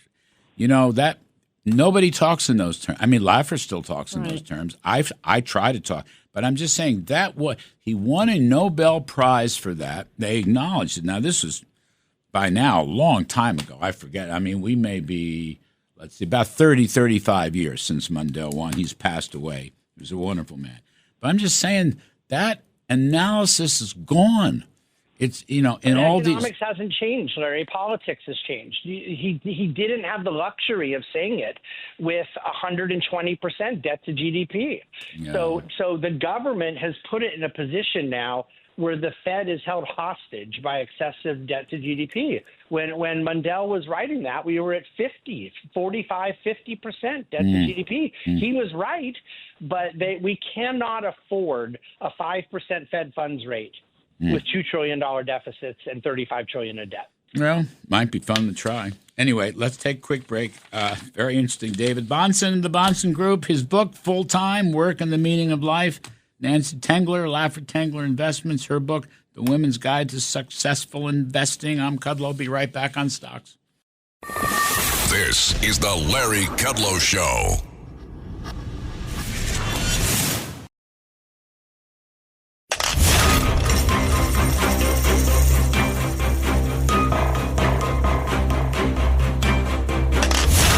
back to the Larry Kudlow Show. We're talking stocks. Two of the best, Nancy Tengler, Laffer Tengler Investments. And go after her book, The Women's Guide to Successful Investing. David Bahnsen of the Bahnsen Group and his book, Full Time, Work and the Meaning of Life. David, last thought on this. Okay, I want to hit gold and silver before we lose. We only got a 4 minutes. With respect to the Mundell model, all the things you said about how the Fed has to finance these horrible deficits and so forth. You know what? Mundell would say the solution to these whacked out finances is fiscal policy, not monetary policy. He would say lower marginal tax rates. Now, he would also say cut spending because he believed in that too. But that's what he would say, not that the Fed should accommodate, but that we need radical change in fiscal policy. And I think because you raise a very important provocative point, how you put it before the break. It's very important and well said. And I was thinking about it, and I was saying, you know what?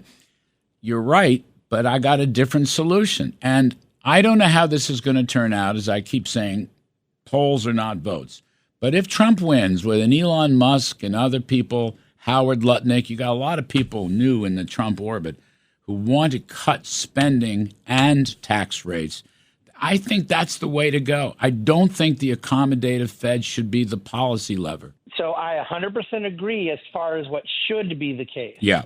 I'm referring to Fed policy in the context of what is the case and also what I think will be. Yeah. I'm predicting it. It doesn't mean I think it's right. Yeah. I'm with you, and I'm with Mundell, I'm with Nancy, I'm with our friend Dr. Laffer. But here's the thing. When Bob wrote that, spending was mandatory spending was 30% of budget. It's now 70% of budget. Yeah. The discretionary room for fiscal cuts is just not there. The entitlement state, the welfare state, these things have grown out of control. All right, so we got to go. I'm sorry, Nancy Tengler. I was going to ask you about gold and silver. We'll talk some more. It's great stuff. Nancy Tengler, David Bahnsen, Robert Mundell, thank you very much for weighing in. We appreciate it. Folks, Money in Politics, Liz Peek, Charlie Gasparino coming up next.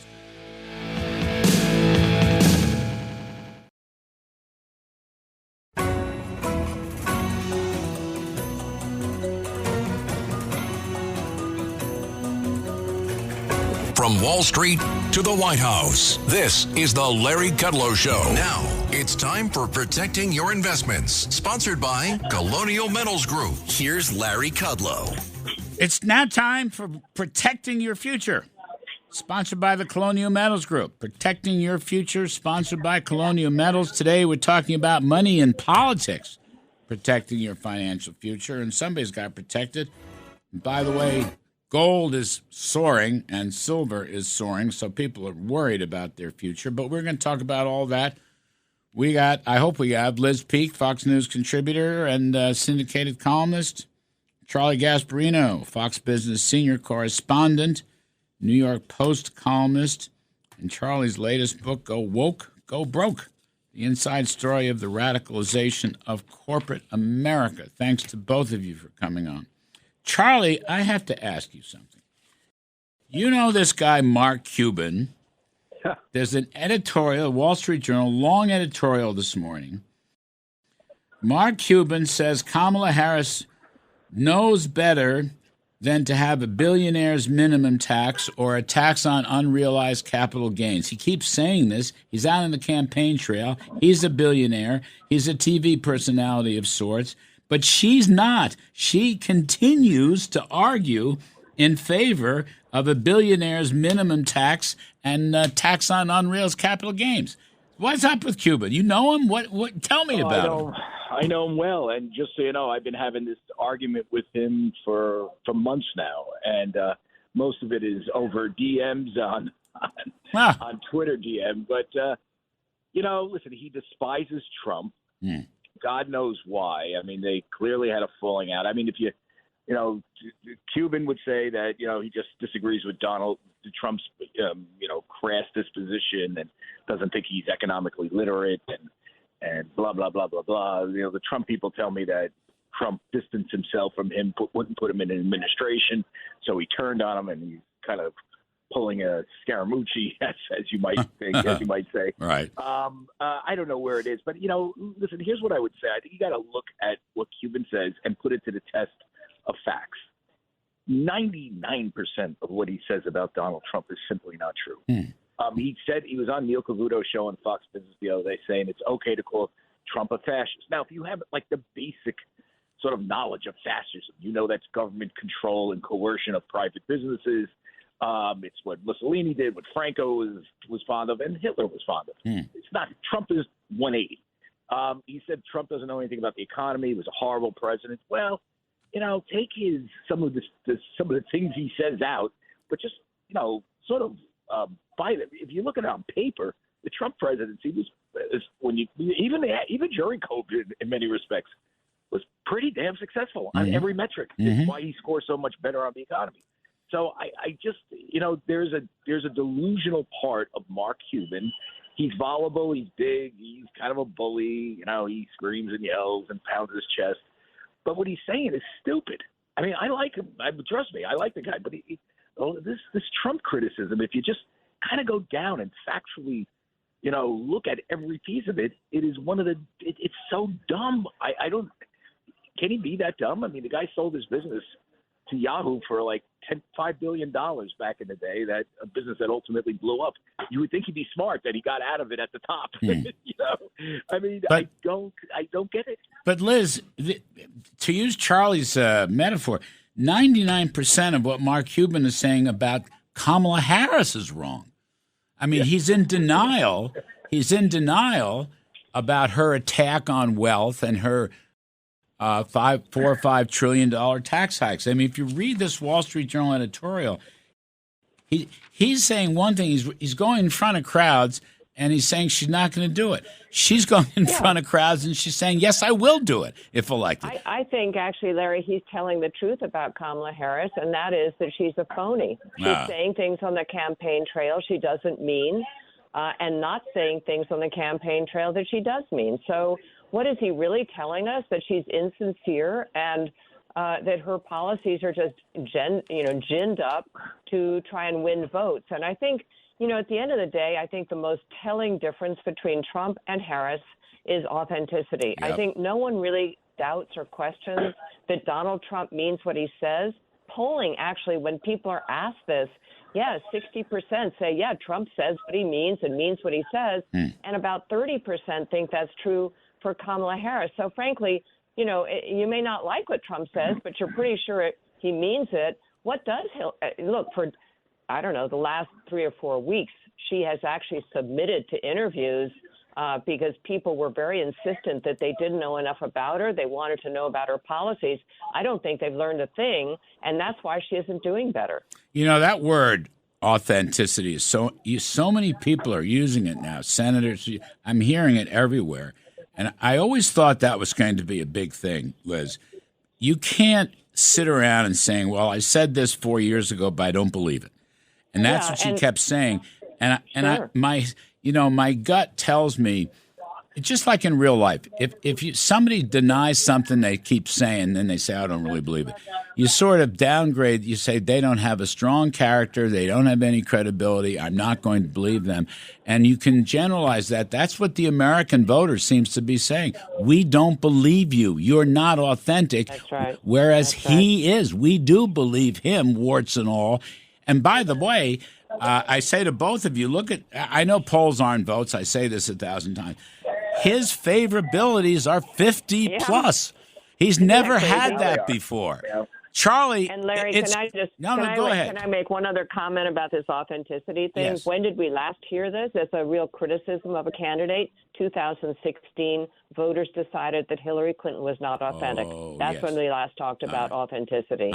That's a very I mean, they thought they were going to shoehorn Kamala in without much of a debate, just by basically carry her through the $1 billion and celebrity endorsements. And the American people, to their credit, I hate using that term, the American people, because who are the Americans? There's no one American person, but it seems like the majority of the American people demanded that they know more. And as soon as they started knowing more about her, suffered buyer's remorse. Yes. When they really got to. And I will say one other thing about Mark Cuban.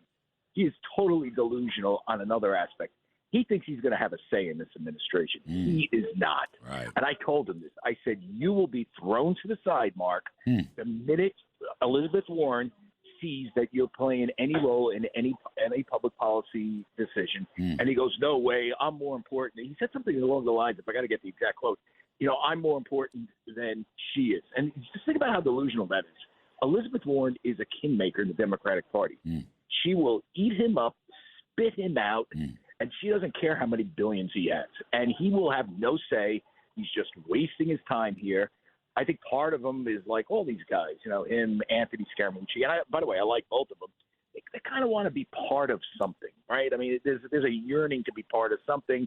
They weren't enough part, at least in Scaramucci's part, stance or Cuban. They weren't part of Trump. That wasn't going to happen. So they're part of this. But I got news for them. They are not part of this. This is a Democratic Party run by progressives.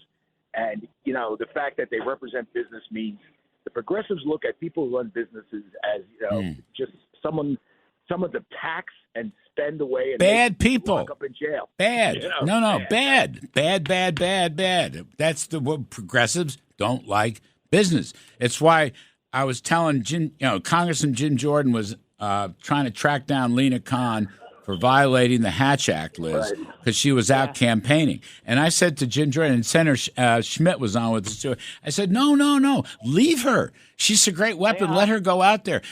43. She's prosecuting 43% of the market cap of the S&P 500. She's prosecuting them for antitrust. She hates business. She's a great weapon. Let her go out there with her message of hating business because most Americans don't agree with that.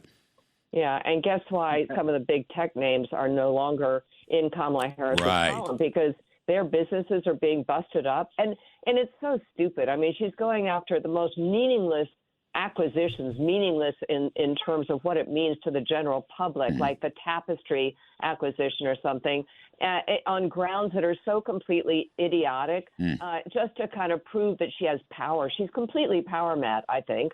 And so, yes, day one, if Trump is elected, day one of his administration, she is gone, and everyone will cheer. Even her office, people are basically in uproar about some of these things she's tackled that no one really is interested in or excited about except for Lena Khan. So are you saying, Liz, ideologues are not the people who should be running a government?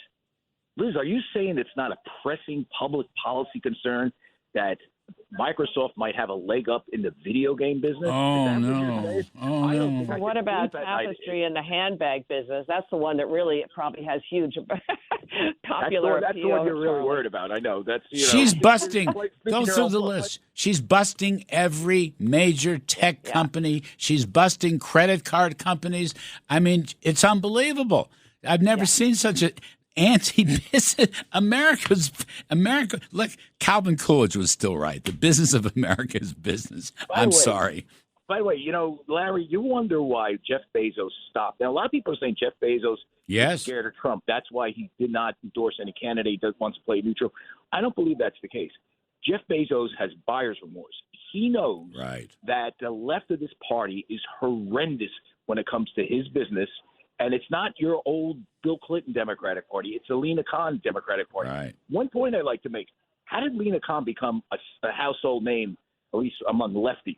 Well, she wrote something called the Amazon Paradox, which is all about breaking up Amazon. Now, you tell me that Jeff Bezos is going to support an administration like that? He runs the Washington Post. Yes, he runs businesses. He's still the chairman, I believe, of Amazon. Or still a huge shareholder. This guy hates the left right now. That's why they're not supporting either candidate. He's playing it down the middle because he knows the left of this country will destroy business. It's not Bill Clinton's Democratic Party. For sure. Liz, he stopped the editorial. He stopped the Post editorial. I mean, isn't that something? I would love to think it is because he takes a grand view of this woman being unfit for the Oval Office. I hope that's the case. I do worry that it's more self-interest than that. But when you have the LA Times and this paper and the Minneapolis paper all declining to endorse Kamala Harris, it's pretty shocking, to tell you the truth. And in 2 out of those 3, I don't know the situation in Minneapolis, it is business people hopefully saying, you know what, these people are not doing the right thing for our country. It's the Minneapolis. I'm not close to Bezos, but I know people that are, and they tell me that he really does not like the progressive nature that of course adopted. And, of course. And Lena Khan did right. I mean, this is what put her on the map. I love that. Amazon, I believe it's called the Amazon paradox. Or something. Yeah, no, I know. It was her doctoral thesis, I think. Yes, I mean, I know. something morose like that, lugubrious. Liz, by the way, you know what's kind of telling to me is that these organizations, the New York Times, the Washington Post, et cetera, are absolutely enthralled to young, woke people who have come out of journalism school, joined their ranks. Remember the uproar when Tom Cotton was allowed to write an op-ed for the New York Times, and all these people quit. Now people are quitting the Washington Post and the LA Times. You know, that's great. Let's just have them have a little taste of reality. And the taste of reality is what Charlie's saying. Not everyone is a progressive left-wing Democrat. Some people are moderate Democrats, and a whole half the country is a Republican. So maybe they just have to answer to a little bit bigger audience. Where are these reporters going to go? I mean, I mean, they're going to work at Fox. I know. They're going to go to. They're going to go to failing. They're going to go to failing enterprises, failing far left enterprises, because nobody wants to read that crap. Okay, woke. I agree. Charlie, you're go woke, go broke. But you've said the companies are pulling back. They're pulling back. I mean, Larry Fink is pulling back. I use him as a sort of metaphor for the whole thing. Jamie Dimon is trying to pull back. You can't make any money. Walt Disney, I don't know what's going to happen to Disney, but these companies are in disarray. And Elon Musk comes in and saves Twitter, X, wipes out the woke, okay? Elon Musk is the most powerful, after Donald Trump, I think Elon Musk the most powerful political figure in the country right now.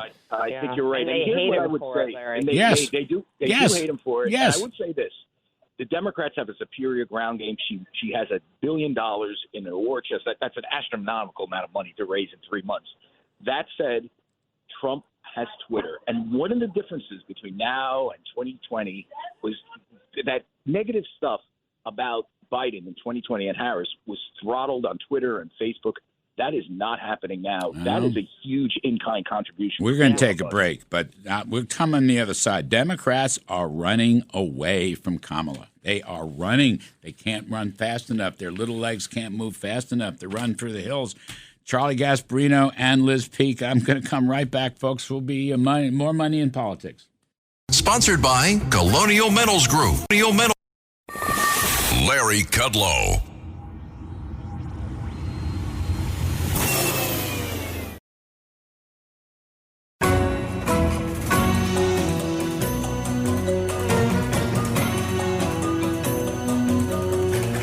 From Wall Street to the White House, this is the Larry Kudlow Show. Now, it's time for Protecting Your Investments, sponsored by Colonial Metals Group. Here's Larry Kudlow. All right, folks, I'm Larry Kudlow. It is time for Protecting Your Future. This segment is sponsored by Colonial Metals Group. We're looking at money and politics and how to play our cards. 10 days to go before the election. We're talking to Liz Peek, Fox News contributor, talking to Charlie Gasparino, Fox Business, senior correspondent, New York Post columnist. His latest book, Go Woke, Go Broke, the inside story of the radicalization of corporate America. Boy, is that book relevant. You know, Charlie, before he left, Jamie Dimon's in the same camp. He's running from Kamala. He's running away from Kamala. Larry Fink is running away from Kamala. Mark Cuban hasn't got the memo yet, so that's his problem. You got all these senators. All right, Liz, I'll bring you in on this. You know, it's despicable that Kamala's talking about Adolf Hitler and fascism and all the rest of it. As Charlie said at the top, it just had nothing to do with Donald Trump. But that's what Democrats do. They always accuse Republicans of being Adolf Hitler and fascists. True. But you've got half a dozen or more Democratic senators, okay? This is the cool part. You've got people in Michigan, Pennsylvania, Montana, Nevada, Ohio. They've got pro-Trump commercials. And they're running ads with Trump in the ads.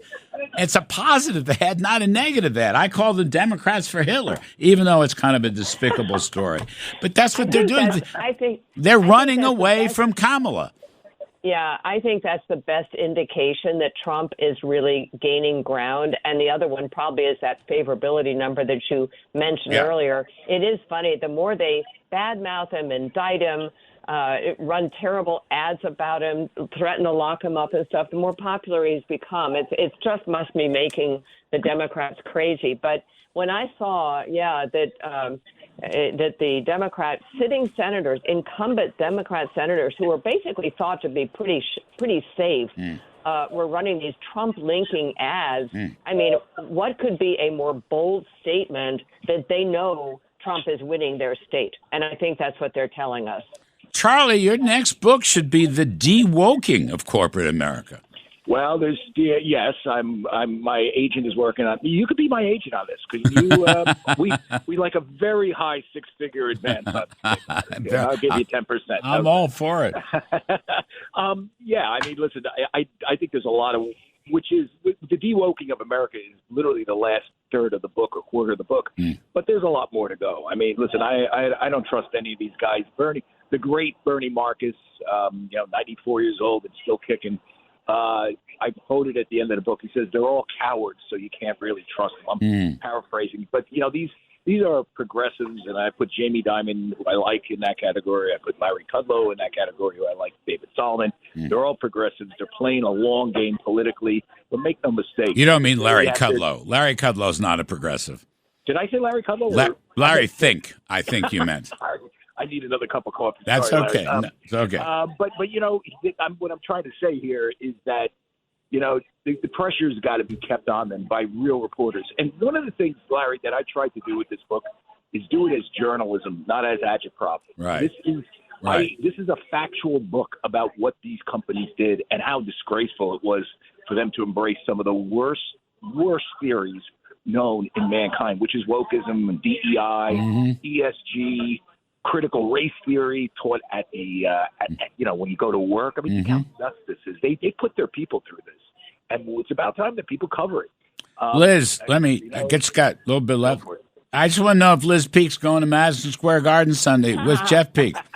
A friend of mine actually, has a box, and I'm very tempted. My issue is that I've got to kind of do some work, but I'll get you in, Liz. I'll get you in. I'll get you and Jeff in. I have boxes that have been offered to me. I'm not going to take it. We're going to be in Connecticut. You want to go? I'll be happy to do it. Well, email me, and the answer is possibly. Is it 3:00? Is that what the time is? Is that what I heard? I don't know. I have to find out. I know. Let me know, Larry. That'd be fun. You two both are wonderful. Thank you, Liz Peek and Charlie Gasparino. Folks, I'm Kudlow. It's been a great pleasure. We will be back next weekend.